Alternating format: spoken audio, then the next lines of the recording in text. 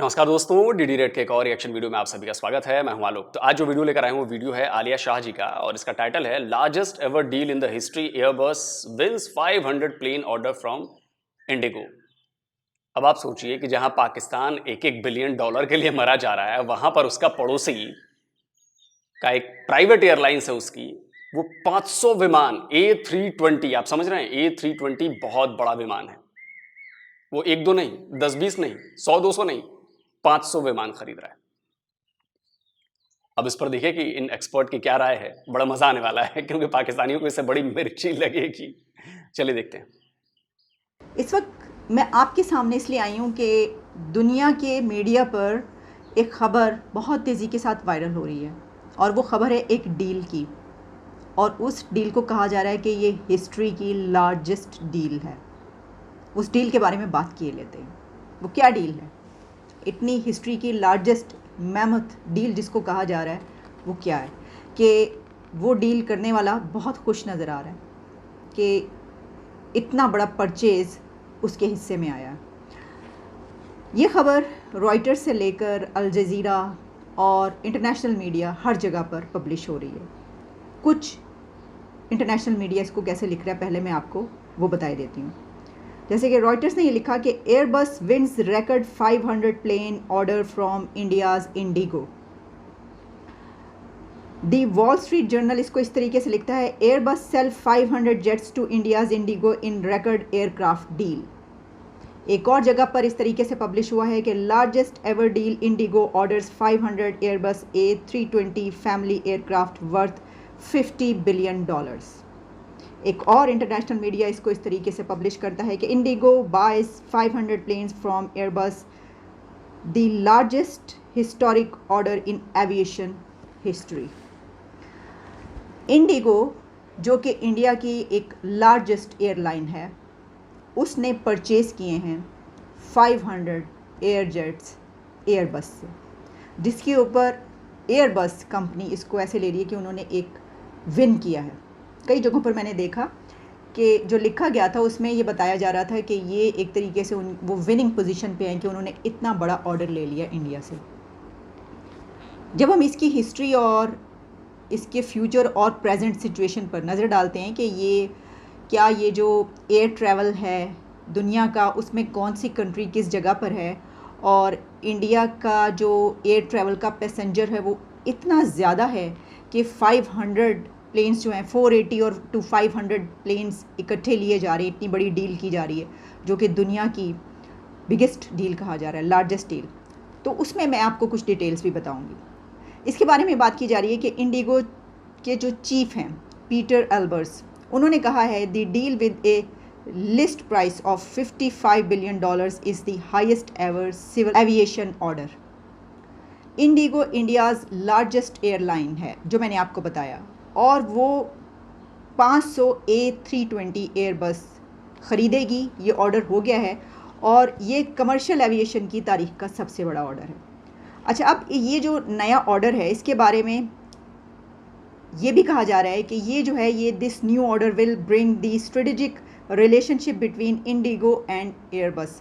यानी सिर्फ ये नहीं है कि ख़रीदारी हो गई और पैसे का लेन देन हो गया, बल्कि एयरबस और इंडिगो के बीच एक स्ट्रेटेजिक रिलेशनशिप भी इन डेप्थ देखने को नज़र आई, और टू एन अनप्रेसिडेंटेड डेप्थ। अच्छा, अब सिंस इट्स इंसेप्शन इन 2006, यानी कि 2006 से इसकी दागबेल पड़ी, और इससे पहले भी इंडिगो की तरफ से ऑर्डर किया गया। और जैसा कि मैंने आपको बताया कि पहले 480 एयरक्राफ्ट का ऑर्डर कर चुकी है इंडिगो, जो कि इस डेकेड के आखिर तक कंप्लीट होगी ये डील, और फिर नए 500 जहाज़ों के शामिल होने से 2030 टू 2035 तक टोटल 1000 एयरक्राफ्ट से ऊपर निकल जाएगी बात, उनकी तादाद जो है। अब इसके बारे में ये भी कहा जा रहा है कि जो न्यू दिल्ली है वो इस वक्त 3rd लार्जेस्ट एविएशन मार्केट बन चुका है। अब हमारे हमसाया मुल्क इंडिया का शहर दिल्ली दुनिया की 3rd लार्जेस्ट एविएशन मार्केट बन चुका है, क्योंकि वहाँ पर इतनी बड़ी तादाद में लोग ट्रैवल करते हैं। और विद लेकिन फिर भी इंडिया में गुर्बत बहुत ज़्यादा है, वहाँ के लोग गरीब बहुत ज़्यादा हैं, यहाँ के लोग सड़कों पर सोते हैं, खाने को नहीं मिल रहा, भूखों मर रहे हैं, बकौल पाकिस्तानीज़। जो मेरे एक्शन में सुनता रहता हूँ, जो एक आम पाकिस्तानी है, उसके सामने ये नहीं जी, इंडिया में तो भयंकर गरीबी है भाई, पाकिस्तान वाले तो बड़े खुशहाल हैं। 378 मिलियन पैसेंजर्स। लेकिन क्या इंडिया अगर थर्ड लार्जेस्ट है तो इससे ऊपर कौन है और इसके बाद में कौन आता है? अगर हम दुनिया के बड़े 5 कंट्रीज़ उठाकर देख लें कि जो इस एयर ट्रैवल में सबसे ऊपर हैं और top of the list 5 countries कौन से हैं जहाँ पर सबसे ज़्यादा ट्रैवल किया जाता है, सबसे ज़्यादा टूरिज़्म भी क्या वहाँ पर है? तो देखिए सबसे ऊपर नाम आता है इसमें अमेरिका का। अच्छा, ये जो मुझे पहले 3 कंट्रीज़ नज़र आ रहे हैं, ये वही 3 कंट्रीज़ हैं जो हर जगह पर हम किसी डील की बात कर रहे हों, हम दुनिया में इस वक्त क्या चल रहा है उसकी बात कर रहे हों और हम top of the list countries की बात कर रहे हों, इकोनॉमी की बात कर रही हूँ, तो 3 कंट्रीज सबसे ऊपर नज़र आते हैं। और ये जो है ये भी नंबरिंग बिल्कुल उसी तरीके से है। पहले नंबर पर है यूएस और यूएस की जो पैसेंजर्स हैं वो 1.19 बिलियन रिपोर्ट किए जा रहे हैं। दूसरे नंबर पर है चाइना एज़ यूजुअल और चाइना के हैं 1.16 बिलियन पैसेंजर्स कहे जा रहे हैं। और थर्ड नंबर पे एज़ यूजुअल है इंडिया और इंडिया के हैं 378 मिलियन पैसेंजर्स। अच्छा, इंडिया के बाद जो कंट्री है उस पर मुझे हैरानी हुई, इसलिए नहीं कि वो कोई और वजह है कि वो कंट्री ऐसा नहीं है, बल्कि शायद मेरी कम इल्मी या ला इल्मी थी कि मुझे मालूम नहीं था कि इंडोनेशिया जो है वो 4th नंबर पे आ रहा है एयर ट्रैवल्स के हिसाब से और वहाँ पर भी इतनी बड़ी तादाद में ट्रैवल किया जाता है कि उनको भी हाईएस्ट रेट किया गया इसके अंदर। और आलिया जी, मैं आपको ये भी बता दूं कि सिर्फ यही नहीं है कि वो एयर ट्रेवल में ऊपर आ रहा है, उसकी इकोनॉमी को भी जाकर आप चेक करिए। उसकी इकोनॉमी भी इंडोनेशिया की बहुत तगड़े तरीके से बढ़ रही है और इंडोनेशिया इंडिया का दोस्त मुल्क है। आप लोगों को जानकर शायद हैरानी होगी, लेकिन जी हाँ, इंडोनेशिया दोस्त मुल्क है और इंडोनेशिया वही कंट्री है जहां पर रामायण महाभारत को अपनी संस्कृति का हिस्सा मानते हैं वहां के लोग, चाहे वो मुस्लिम ही क्यों ना हो। आप जाके पढ़ लीजिएगा। तो यकीन मानिए इंडोनेशिया की इकोनॉमी भी बहुत जल्द आपको नजर आएगी, बहुत ज्यादा ऊपर आते हुए, बहुत तेजी से ग्रो कर रही है। वो भी इमर्जिंग इकोनॉमीज में शामिल है, जहां तक मुझे याद है या जहां तक मैंने पढ़ा है। इंडोनेशिया 219 मिलियन पैसेंजर्स के साथ 4th नंबर पर है, जबकि 5th नंबर पर जो कंट्री है वो है ब्राज़ील और वो है 202 मिलियन पैसेंजर्स के साथ। तो इसमें इंडिया तीसरे नंबर पर है, लेकिन कहा यह जा रहा है कि इंडिया इसके बारे में इतना एम्बिशियस है कि वो 1st नंबर पर आना चाहता है, वो यूएस को रिप्लेस करना चाहता है। वो चाहता है कि वो दुनिया में पहले नंबर पर हो कि जहाँ पर ट्रैवल करने वाले, एयर ट्रैवल करने वाले पैसेंजर्स सबसे ज़्यादा उसके पास हो। अब देखिए, जब हम एयर ट्रैवल की बात करते हैं ना, तो इसमें जो मैंने कहा था कि गैस में टूरिज़्म भी शामिल है। देखिए, जिस कंट्री में सबसे ज़्यादा लोग ट्रैवल कर रहे हैं, ऑब्वियसली वहाँ का टूरिज़्म है, तो वो भी उसका एक बड़ा अमल दखल होता है। अब वैसे तो अगर आप सोचें तो ये मैं सोच रही थी कि इसको तो यूरोपियन कंट्रीज़ को होना चाहिए इसमें, क्योंकि सबसे ज़्यादा टूरिज़्म हमारे ख्याल के मुताबिक तो यूरोप में ही जाता है। लेकिन देखें, वो जो मैंने आपको फैक्ट्स एंड फिगर्स बताए हैं वो इस तरीके से हैं कि यूएस में सबसे ज़्यादा पैसेंजर्स कहे जाते हैं एयर ट्रैवल करने वालों के, यानी आने जाने के लिए, और दूसरे नंबर पे चाइना और तीसरे नंबर पे इंडिया। तो यूरोप को कहा जाता है और देखा भी ऐसे जाता है कि स्विट्ज़रलैंड, देखें वहाँ पे तो पूरी दुनिया जाना चाहती है, लेकिन आपको शायद ये नहीं मालूम कि Switzerland one of the most expensive place है इस वक्त दुनिया की। तो जब हम ये बात करते हैं ना कि वहाँ के ट्रैवलर्स वो क्यों नहीं पहले नंबर पे, तो वो इस वजह से कि जो ट्रैवल करने वाला होता है उसको बहुत सारी चीज़ें चाहिए होती हैं ना, और फिर कल्चर भी चाहिए होता है। वहाँ का कल्चर ऐसा जो है वो पूरे यूरोप का है। आप यूरोप के किसी कंट्री में चले जाएं, एक से निकल कर दूसरे में चले जाते हैं, वहाँ पे तो कोई मसला ही नहीं, वीज़ा ही नहीं चाहिए, सिर्फ बाकी सब जगहों पे हो आते हैं। लेकिन जो ये कंट्रीज़ हैं जैसे कि इंडिया है और चाइना है, इनका तो अपना एक कल्चर है ना ख़ास, एशियन कल्चर जो है, जो सेंचुरी से चला रहा है और बहुत टिपिकल है। और वैसे तो खैर इंडिया का हमारा कल्चर भी वही है, हम कह रहे हैं जब इंडिया तो है तो असल में यही सारा खित्ता ना। तो इसमें अब ये देखिए कि ये भी एक बात कही गई है कि जो एयरबस कंपनी की अगर हम बात कर लें कि एयरबस कंपनी कहाँ की है, किसकी है, तो इसके बारे में ये बताया जाता है कि एयरबस वैसे तो फ्रांस की कही जाती है कंपनी, यानी यूरोपियन कंपनी इसको कहा जाता है, लेकिन ट्रेड जो इसकी है और जो इसके शेयर्स फैले में उसमें फ्रांस, जर्मनी एंड स्पेन कहे जाते हैं कि जहाँ पर ये शेयर्स हैं इसके। और एक बहुत बड़ी कंपनी कही जाती है। वो तो ज़ाहिर है कि जिससे आप ख़रीद रहे हैं उसके पास इतनी है कैपेबिलिटी कि वो इतने एयरक्राफ्ट्स किसी कंपनी को दे सके, और इससे पहले भी उसने काफ़ी बड़े बड़े सौदे किए हैं, लेकिन इससे बड़ा सौदा आज तक नहीं किया। कहा यह जा रहा है उसी ने, यानी एयरबस ये कह रही है कि ये तारीख़ का सबसे बड़ा सौदा है जो उन्होंने किया है जहाज़ों का, और जिसको इंडिया करा। अब इंडिया में एक और बात इसके बारे में कही जाती है, उनकी पॉपुलेशन इतनी ज़्यादा है, और पॉपुलेशन इतनी ज़्यादा होगी तो ऑब्वियसली उनके लिए तो बहुत ज़्यादा जहाज़ चाहिए, उनके लिए ट्रेन्स भी बहुत ज़्यादा चाहिए। वहाँ पे तो बहुत सी ट्रेनें भी चलती हैं, उनके अंदर का जो सिस्टम है ट्रैवल करने का। लेकिन आप एक बात याद रखिएगा कि कोई कंट्री ज़रूरी नहीं है कि उसकी पॉपुलेशन इतनी ज़्यादा हो तो उसको इतना ही ट्रैवल्स की ज़रूरत हो या इतने जहाज़ चाहिए हों।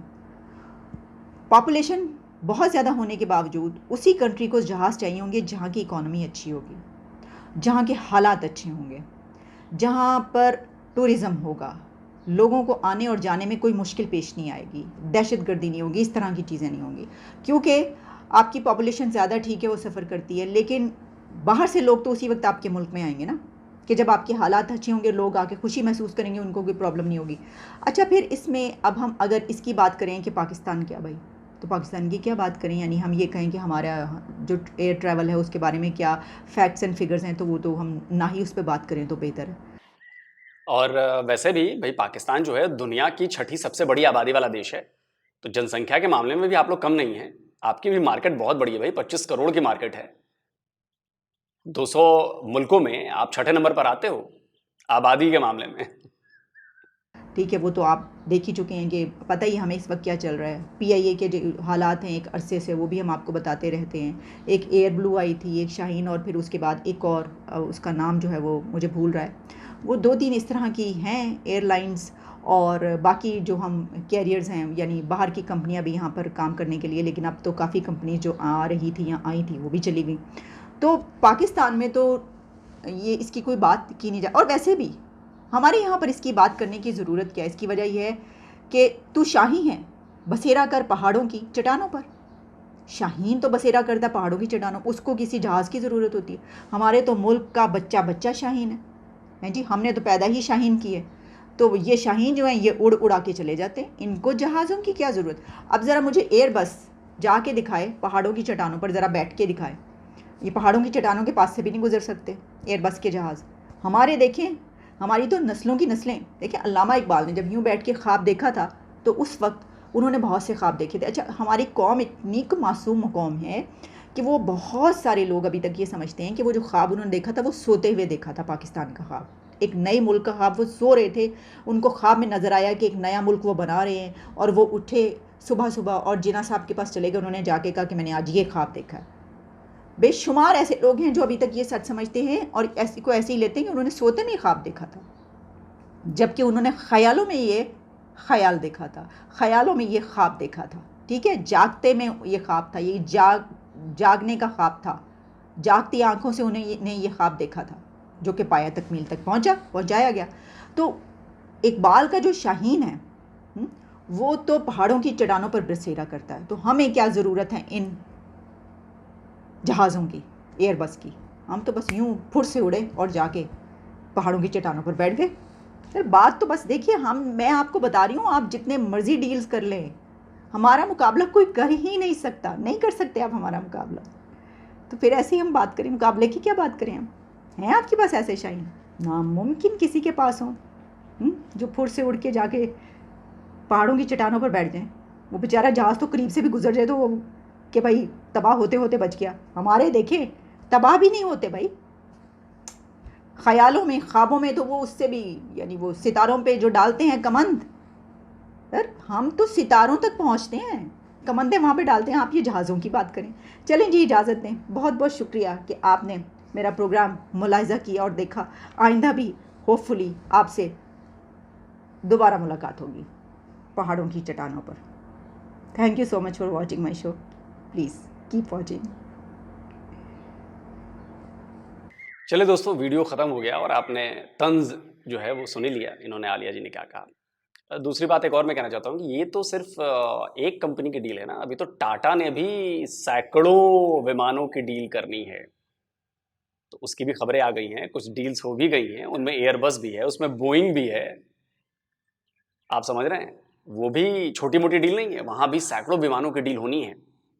और ऐसा क्यों हो रहा है? ऐसा तब हो रहा है जब इंडिया में गुर्बत बहुत ज्यादा है, जब इंडिया के लोग भूखे सोते हैं, हमारे पास टॉयलेट्स नहीं हैं, तब ऐसा कैसे हो रहा है? तो या तो ये वाली बात सच्ची है, नहीं तो वो वाली बात सच्ची है, और दोनों बातें तो सच नहीं हो सकती ना एक साथ। तो सबसे पहले जरूरत है आप लोगों को अपना चश्मा बदलने की, भाई साहब पाकिस्तान के लोगों, मैं आपसे कह रहा हूं। बाकी हिंदुस्तान के जो हमारे मेरे दर्शक हैं वो सब जानते हैं सच्चाई क्या है, हम लोग तो बस एक साथ बैठ के हंसते हैं आप लोगों के ऊपर कि ये देखो ये निकला निकला है, ये निकला गरीबी बहुत है, ये देखो ये देखो ये देखो। ये है इंडिया। अगर आप जाके गूगल पे सर्च करेंगे तो आपको पिछले काफी टाइम से आपको मिलेगा कि पिछले 10 सालों में कितने एयरपोर्ट्स इंडिया में नए बन गए। एयरपोर्ट्स की भरमार हो रही है, बड़े बड़े एयरपोर्ट्स बन रहे हैं। जो छोटे एयरपोर्ट थे उनको बड़ा किया गया है, सबको मॉडर्न बनाया गया है, सबको आधुनिक बनाया गया है। और एयरपोर्ट की जो लिस्ट है वो लंबी होती जा रही है। और ये इसलिए हो रही है, जरूरत है तब तो, हम ऐसे ही पैसे नहीं फूंक रहे हैं ना, या हमें उड़ाने का शौक है पैसे, नहीं नहीं भैया, उड़ाने का शौक आपको होगा, हमें तो भैया उस पैसे से काम करने का शौक है, हम काम करते हैं उससे। और अभी जैसे हमने अमेरिका से एक और डील करनी है, $3.1 बिलियन की डील है प्रीडेटर ड्रोन्स की, पता है ना आपको, बहुत बड़ी डील ये भी है। उसके अलावा भी और बहुत सारी डील्स करनी है हमें। पैसे की कमी नहीं है अपन लोगों के पास भाई, बहुत पैसा है, बहुत पैसा है। और ये हराम की कमाई नहीं है, ये पाकिस्तान को भीख में मिले पैसों की तरह नहीं है, हमने अपनी मेहनत से पैसे कमाए हैं। हमारे देश की जनता ने खून पसीना एक किया है, तब जाकर आज हम $3.75 ट्रिलियन की इकोनॉमी पहुंचे हैं। और एक्सपर्ट्स कह रहे हैं कि $4 ट्रिलियन की इकोनॉमी तयशुदा वक्त से पहले हो जाएगी हमारी। तो यह है हमारे देश के 140 करोड़ लोगों की मेहनत।